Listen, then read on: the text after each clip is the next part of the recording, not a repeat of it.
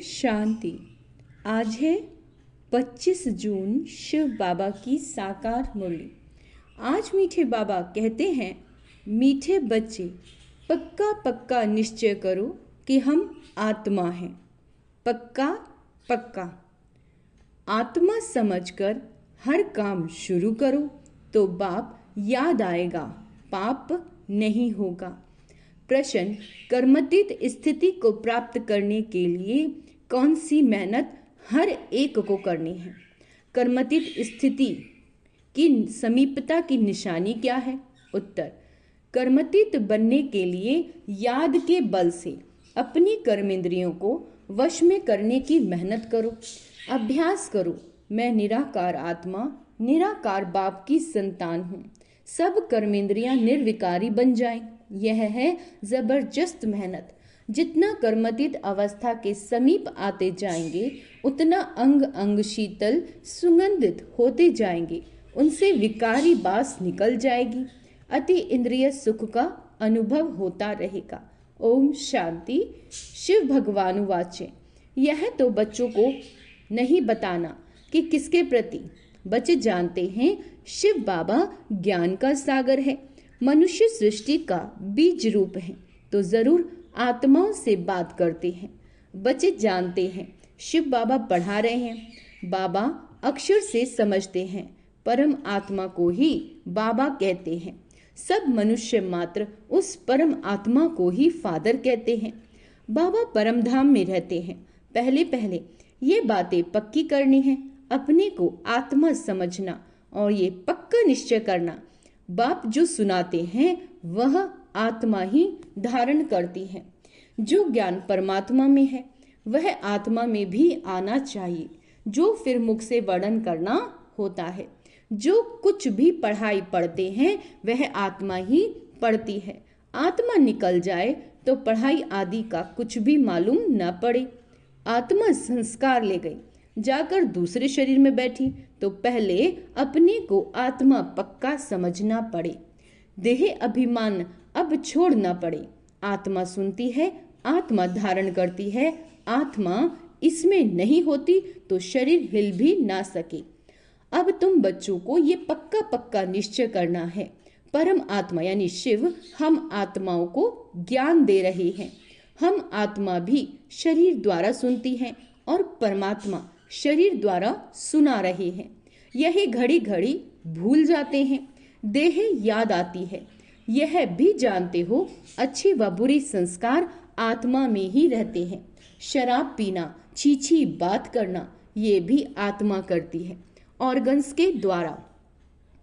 आत्मा ही इन ऑर्गन्स के द्वारा इतना पार्ट बजाती है। पहले पहले आत्म अभिमानी जरूर बनना है। बाप आत्माओं को ही पढ़ाते हैं। आत्मा ही फिर यह नॉलेज साथ में ले जाएगी।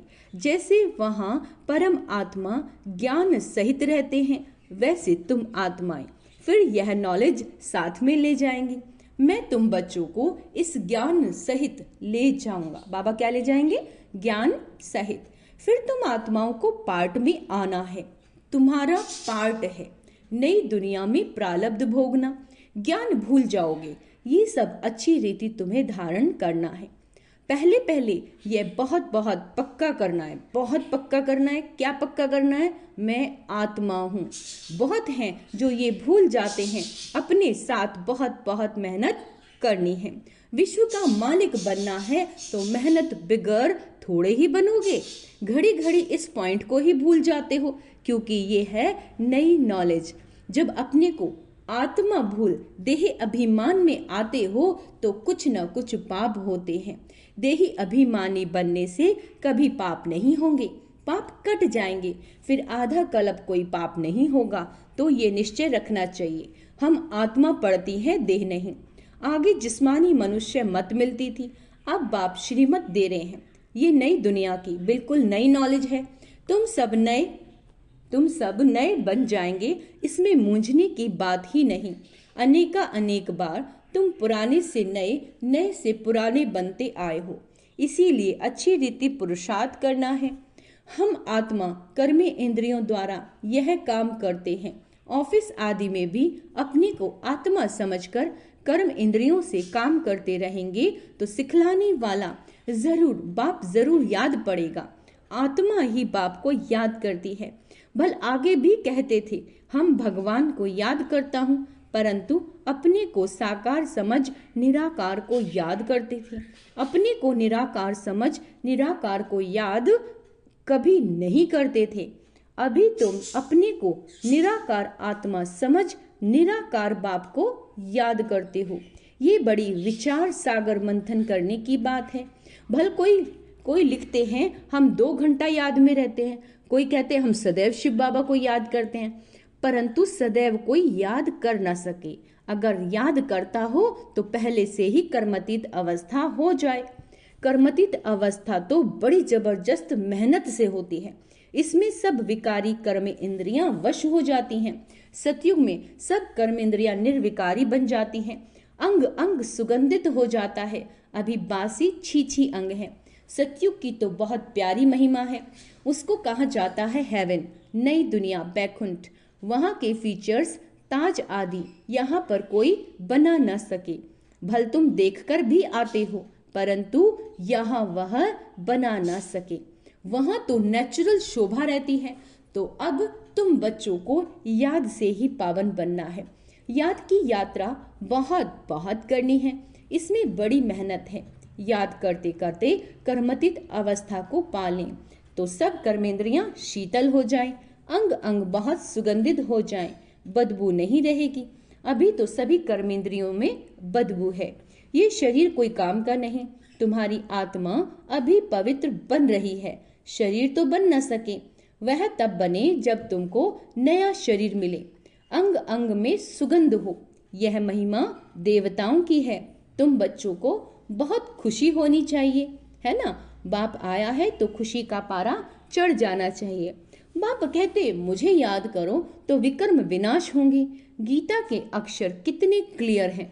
बाबा ने कहा भी है, मेरे जो भक्त हैं जो गीता पाठी होंगे वह श्री कृष्ण के पुजारी जरूर होंगे। तब बाबा कहते हैं देवताओं के पुजारी को सुनाना।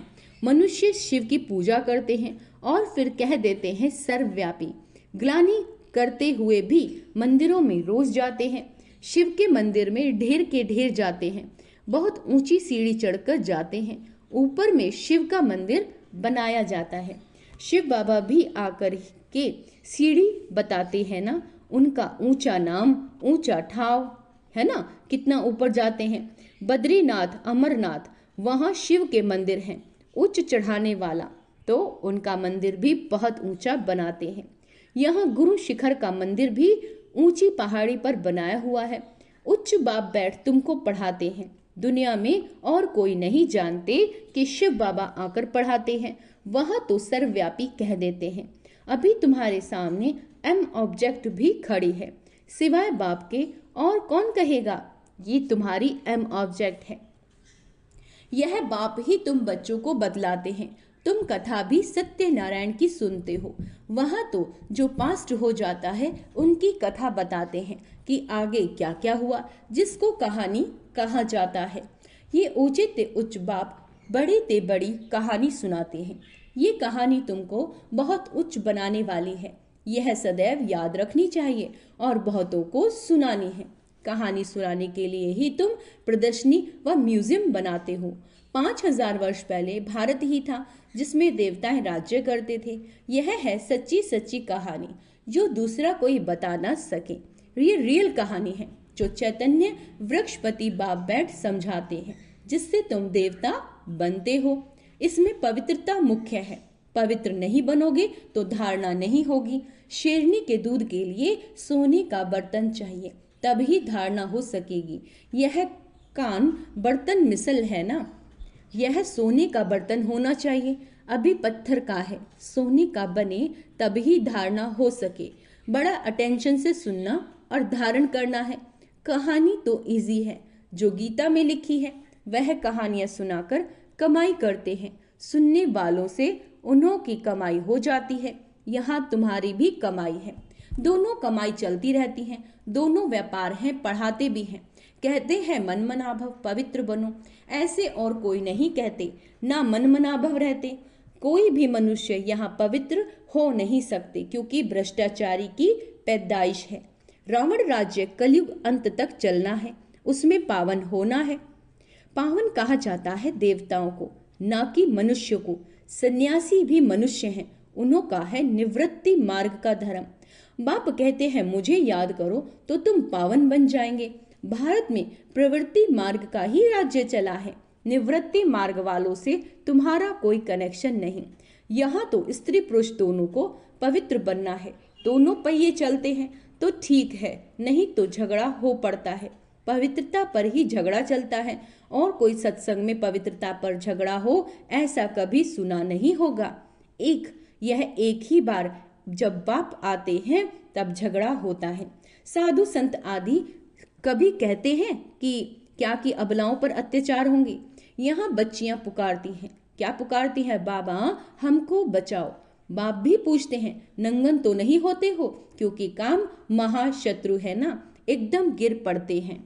बाबा कहते इस काम विकार ने सबको वर्थ नॉट ए पेनी बनाया है।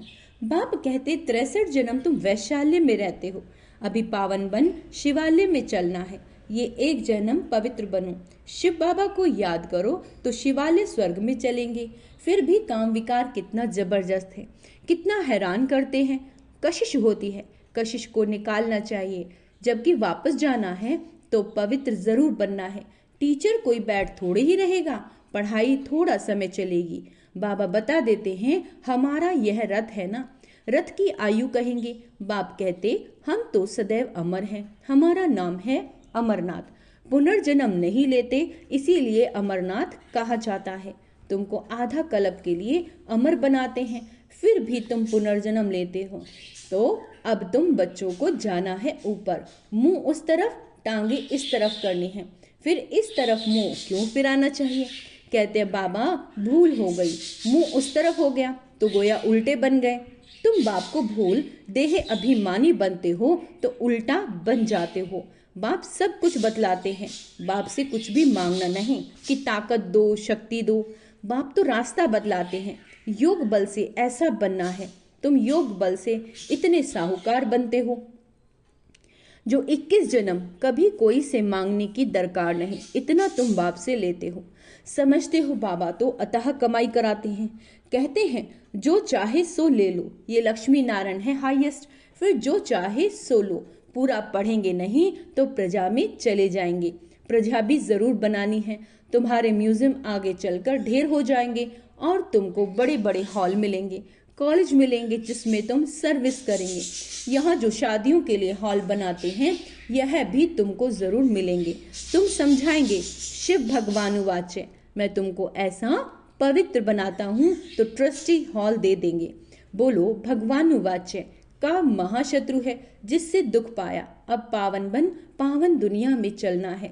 तुमको हॉल मिलते रहेंगे, फिर कहेंगे टू लेट। बाप कहते मैं ऐसे मुफ्त में थोड़े ही लूंगा जो फिर भरकर देना पड़े। बच्चों के पाई पाई से तालाब बनता है, बाकी तो सबका मिट्टी में मिल जाना है। बाप सबसे बड़ा शरफ यानी जो सुनार होता है, शरफ सुनार धोबी कारीगर भी है। अच्छा, मीठे मीठे सिक्के लदे बच्चोपति माता पिता बाप दादा का याद प्यार और गुड मॉर्निंग। रूहानी बाप के रूहानी बच्चों को नमस्ते। हम रूहानी बच्चों की रूहानी बाप दादा को याद प्यार, गुड मॉर्निंग, नमस्ते मीठे बाबा, शुक्रिया बाबा, शुक्रिया।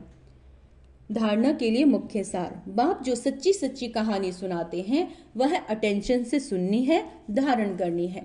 बाप से कुछ भी मांगना नहीं, 21 जन्मों के लिए अपनी कमाई जमा करनी है, वापस घर चलना है। इसीलिए योग बल से शरीर की कशिश समाप्त करनी है, कर्म इंद्रियों को शीतल बनाना है, इस देह का भान छोड़ने का पुरुषार्थ करना है।